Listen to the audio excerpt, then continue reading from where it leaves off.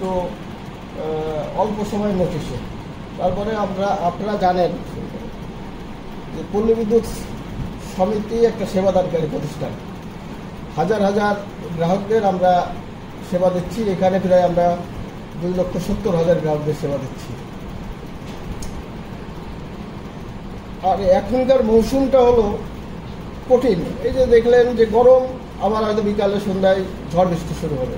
কালকে সারাদিন প্রায় ঝড় বৃষ্টি গেছে, ফলে বিদ্যুৎ নিশ্চিত করা একটা চ্যালেঞ্জ আছে, তাই না? এই মুহূর্তে যারা বিদ্যুৎ নিশ্চিতকরণ অথবা গ্রাহকদের বিল মানে রিডিং আনা এবং বিল বিতরণ, মানে ফিল্ড লেভেলে যাদের কাজ বিতরণ, তাদের সবারই কিন্তু একটা চ্যালেঞ্জ আছে। এই চ্যালেঞ্জের মুখোমুখি থেকে গ্রাহকদেরকে প্রকৃত সেবা প্রদান করা এটা একটা কঠিন কাজ। তো সেটা যদি যথাসময়ে না করতে পারি এবং সবার উপস্থিতিতে না করতে পারি, তাহলে কিন্তু সেই কাজটা সময়ে এবং যথাযথভাবে করা সম্ভব নয়। কারণ সবার পার্টিসিপেশন দরকার। কেউ করবেন, কেউ করবেন না, অথবা কেউ অনিচ্ছাকৃতভাবে বা ইচ্ছাকৃতভাবে মানে নিজেকে কাজের বাইরে রাখবেন, তাহলে তো সেটা তো প্রপার ওয়েতে আমরা প্রপার সময়ে সেই আউটপুটটা দিতে পারবো না।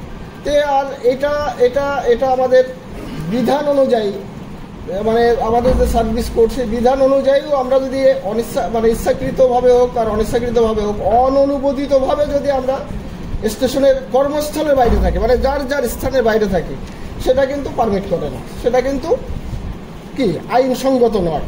তো সুতরাং সেটা আমরা করতে পারি না। এবং সেটা আরেকটা বিষয় হলো আইনের বাইরেও আরেকটা বিষয়, যে অফিস শৃঙ্খলা পরিপন্থী।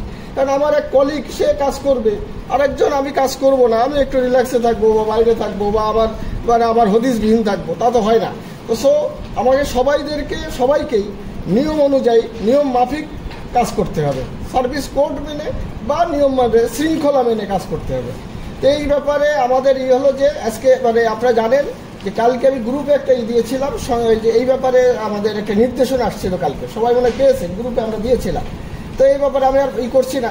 মুদ্রা কথাটা যেটা ছিল যে পল্লী বিদ্যুৎ সমিতির সকল কর্মকর্তা কর্মচারী সহ অফিসের সিনিয়র জেনারেল ম্যানেজারগণকে মানে সবার যথাযথ কর্তৃপক্ষের পূর্ব অনুমোদন ব্যতীত স্টেশন ত্যাগ না করার জন্য নির্দেশগুলো অনুরোধ করা। এটা দিয়েছিলেন কে?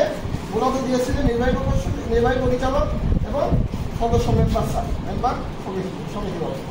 তো এইটা মানে সেই আমাদের এটা বুঝতেই পারছেন যে গুরুত্বপূর্ণ। কেন গুরুত্বপূর্ণ হিসাবেই যে ওনারা এখানে সেটাও বলে দিয়েছিলেন, আমি সেটা সেই সময় নষ্ট করছি না।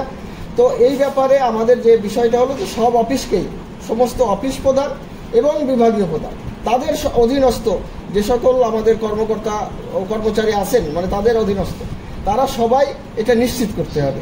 তারা অফিস প্রধান, বিভাগীয় প্রধান, এটা সবাই এটা তথ্য চাওয়া হচ্ছে, তাদেরকে যথাসময়ে যথাযথ সঠিক তথ্য, যাতে এটা কেউ হাইড না করে, এই তথ্যগুলো প্রদান করতে হবে। আর তাদেরকে জানাতে হবে, বিভাগীয় প্রধান তার আওতাধীন যারা আছেন তাদেরকে জানাতে হবে যে এটা যথাযথ নয়, বেআইনি কাজ, সুতরাং তাদের থেকে বিরত থাকার জন্য এই কাজটা করতে হবে।